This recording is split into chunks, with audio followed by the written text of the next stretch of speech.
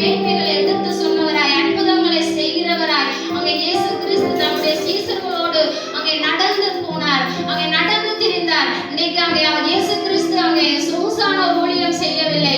அங்கே சீசர்களோடு கூட அங்கே ராமனும் விழித்திருந்து ஜெபம் பண்ணி தன்னை அர்ப்பணித்தவராய் அங்கே யோவான் 3:16 சொல்லுகிறபடி தேவன் தம்முடைய ஒரே பேரான குமாரனை விசுவாசிக்கிறவன் அவனோ அவன் கெட்டு போகாமல் நித்திய ஜீவனை அடையும்படிக்கு அவரை இந்த பூமிக்கு தந்தருளினார். அவர் அந்த பூமிக்கு வந்த நோக்கத்தை நிறைவேற்றும்படியாய் அங்கே பிதாவினாலே தான் அங்கே இந்த பூமிக்கு அனுப்பப்பட்ட அந்த நோக்கத்தை இந்த பூமியில நிறைவேற்றும்படியாய் அங்கே அவர் பல காரியங்களை ஜனங்கள் மத்தியில் செய்து கொண்டிருக்கிற பொழுது அங்கே பிசாசுகளை துரத்தினார். அசுத்த ஆவியினாலே பிடிக்கப்பட்டு அங்கே ஜனங்கள் அலங்கழிக்கப்பட்டு வேதனை அடைந்து நடக்க முடியாமல் குருடராய் இருந்த சப்பானிகளாய் இருந்த அநேகரை சுகப்படுத்தி அங்கே வார்த்தைகளை போதித்தவராய் அவர் நடந்த சீசர்களோடு போகிற பொழுது அங்கே ஜபீர் ஜெபாலியின் தலைவனாகிய ஜபீர் என்பவன் அங்கே ஆண்டவராய் இயேசு கிறிஸ்துவை வந்து அழைக்கிறான்.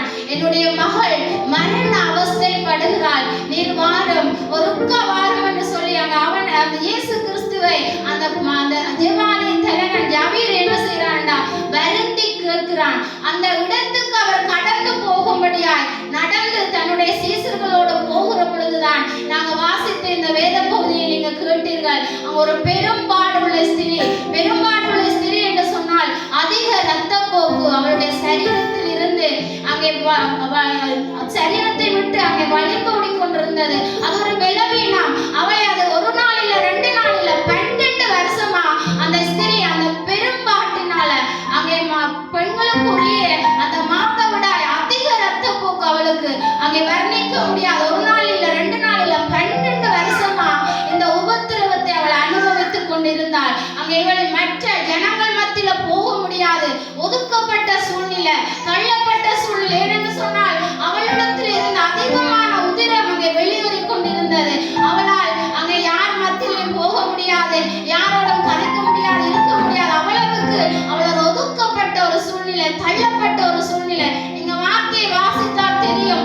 வைத்தியர்களால் கூட கைவிடப்பட்ட ஒரு நிலைமை. அங்கே வைத்தியர்கள் கூட என்னுடைய வியாதியிலிருந்து என்னை சுகப்படுத்த முடியாது என்று சொல்லி அங்கே கை விரித்த ஒரு நிலைமை.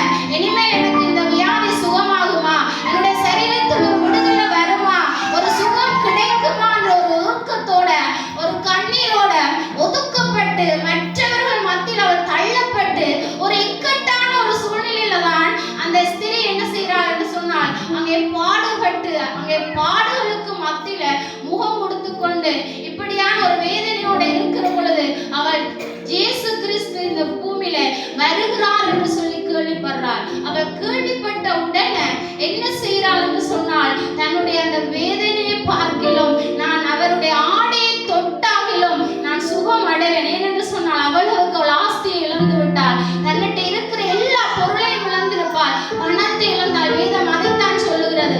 அவள் தன்னுடைய ஆஸ்திகளை எல்லாம் இழந்தும் அவளுக்கு சுகம் கிடைக்கல. வைத்தியர்களால் கைவிடப்பட்டாள், மனிதர்கள் தள்ளினார்கள், புறக்கணித்தார்கள். ஒருவேளை அவள் இப்படியான அந்த உதிர போக்கினால அவளை குடும்பத்தில் கூட ஒதுக்கி வைத்திருக்கலாம். இனிமேல் எங்களால் உனக்கு ஒன்றும் செய்ய முடியாது. அதைத்தான் வேதம் சொல்லுகிறது. அங்கே மனிதர்களால் தள்ளப்பட்டாள். வைத்தியர்கள் கூட ஒரு வியாதியை சுகப்படுத்துகிற வைத்தியர்கள் கூட அங்கே சொல்லிவிட்டார்கள், என்னால முடியாது, எங்களால உனக்கு சுகத்தை கொடுக்க முடியாது என்று சொல்லி அங்கே வேதம் அழகாய் சொல்லுகிறது. வைத்தியர்களால் கைவிடப்பட்ட ஒரு நிலைமை. எனக்கு சுகம் கிடைக்குமா கிடைக்காதா, அந்த ஒரு இக்கட்டான ஒரு நெருக்கமான ஒரு பாடு நிறைந்த அந்த நேரத்துல அவள் ஒரே ஒரு காரியத்தை கேள்விப்பட்டாள். ஆண்டவராக இயேசு கிறிஸ்து வருகிறார் என்று சொல்லி அங்கே அவர் வருகிற பொழுது அவள் அப்படியே இருந்திருந்தாள். ஒருவேளை இன்னைக்கு இந்த வார்த்தையை நான் இந்த இடத்துல தியானிச்சிருக்க முடியாது.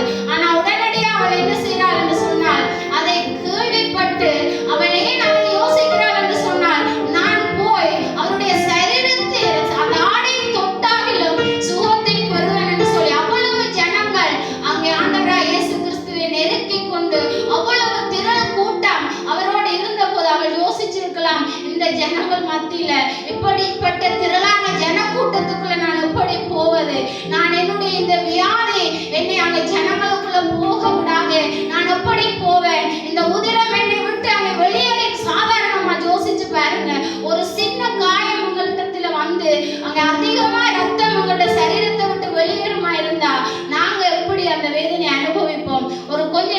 ரத்தம் தொடர்ந்து போய்கொண்டிருந்தால் சாதுவா தலையை சுத்தும், சாதுவா எல்லாம் இருக்கும், களைக்கும், உடம்பெல்லாம் வேர்க்கும். கடைசியா என்ன செய்வோம் என்று சொன்னா அப்படியே களைத்து மயக்கம் அடைந்த நிலைமைக்கு போய்விடுவோம்.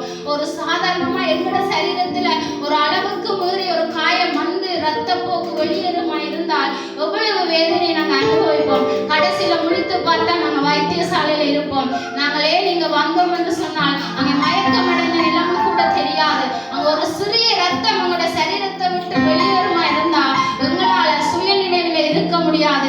அவ்வளவு பலவீனம் அடைந்து விடுவோம், சோர்ந்து போய் விடுவோம். அடுத்து என்ன செய்கிறது என்று தெரியாத தலைமையின நிலைமைக்கு நாங்கள் போய்விடுவோம். ஆனால் அவள் 12 வருஷம் என்று சொன்னால் யோசிச்சு பாருங்க. அப்படி நாங்க யாராவது 12 வருஷம் 15 வருஷம் ஒரு பாடுகளை அனுபவித்து இந்த இடத்துல இருக்கிறோமா?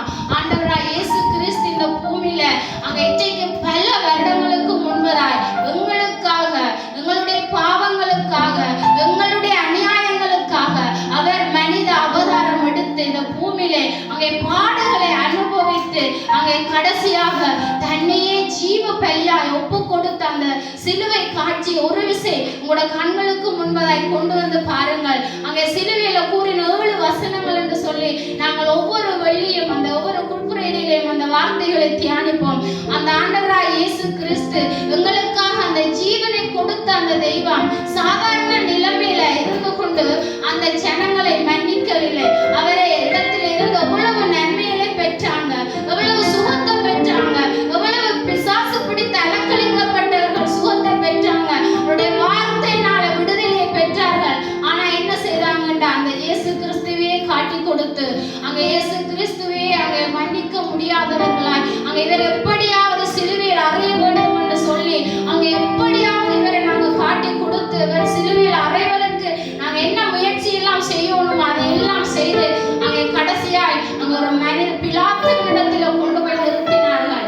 அங்க பாருங்க அவள் எவ்வளவு வேதனை, அடிச்சாங்க, துப்பினாங்க, காரி துப்பினாங்க, வாரநாள் அடிச்சாங்க, முள்முடிய சூட்டி இப்படி பல பாடுகளை பட்டு கடைசியாக அங்க பிலாத்தினுடைய அங்க முன்பதாய் போய் ஒரு அரசனுக்கு முன்பதாய் ஒரு தெய்வம் அங்கே நிற்கிறார். அவர் நிற்கிற பொழுது அவர் சில குற்றச்சாட்டுகளை அந்த ஜனங்கள் சொல்லுகிறார்கள். இவனை சிலுவையில் அறைய வேண்டும், இவனை சிலுவையில் அறைய வேண்டும் என்று சொல்லி அங்கே சில குற்றச்சாட்டுகளை சொல்லுகிற பொழுது அந்த ராஜா கேட்கிறார், இவர்கள் சொல்றதெல்லாம் உண்மையா, நீ இதை செய்தியா என்று சொல்லி கேட்ட பொழுது அவர் அமைதியா இருந்தார். நீங்கள் இந்த மத்தேயு, மாற்கு, லூக்கா சுவிசேஷ புத்தகங்களை வாசிச்சீங்க என்று சொன்னா அங்க இயேசு கிறிஸ்துவினுடைய அந்த பாடுகள், அங்கே அவர் இந்த பூமிக்கு வந்த நோக்கம் என்ன, அவர் ஏன் இந்த பூமிக்கு வந்தார், அவர் பட்ட பாடுகளை அங்கே அழகா இந்த சுவிசேஷ புத்தகத்திலே நாங்கள் வாசிக்கலாம். அவர் சில இடங்களிலே அமைதியா இருந்தார், சில இடத்தில் அவர் பேசினார், ஆனால்